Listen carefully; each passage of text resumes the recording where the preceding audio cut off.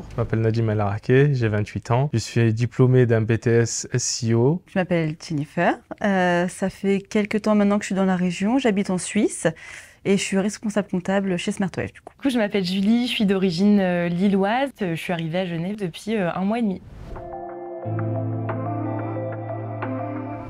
Alors beaucoup de visio.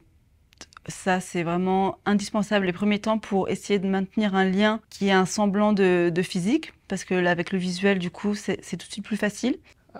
C'est pas forcément évident tous les jours. Donc, effectivement, je vis seul. J'ai pas forcément grand monde autour de moi actuellement.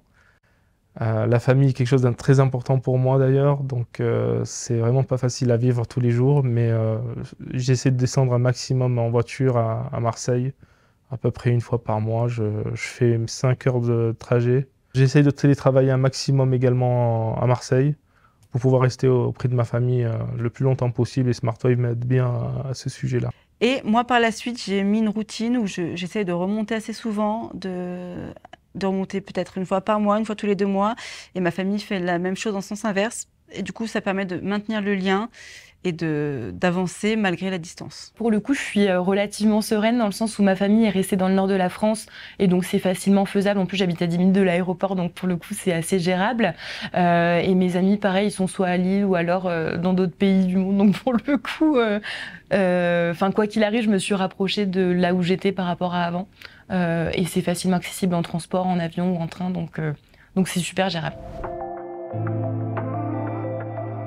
Donc moi, j'ai 2 enfants, 2 petites filles qui ont 5 et 3 ans, qui se sont adaptées plutôt facilement parce qu'elles étaient petites en arrivant, donc pour les enfants, c'est assez facile. La seule chose qui diffère, c'est que ici, l'entrée à l'école est plus tardive qu'en France.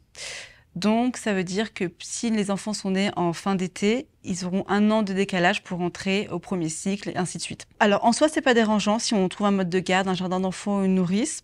Ça se fait. Le piège, c'est d'être dans cette espèce de comparaison entre le système éducatif suisse et français qui n'est pas le même, et de se dire, bon, bah, tel cousin, tel neveu est déjà en CP, la mienne n'y est pas encore, elle est encore en ce qu'on appelle jardin d'enfants, c'est l'équivalent de la crèche parce qu'il y a ces années de décalage.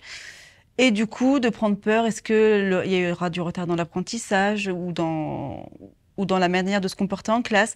Et c'est des choses qui finalement se mettent en place toute seule au fil de l'eau, parce qu'elle est rentrée à l'école et elle a tout de suite pris les premiers réflexes, et ça s'est très bien passé. Mais avant ça, on peut se poser la question. Et c'est pour ça que c'est important de se rassurer et de surtout ne pas comparer.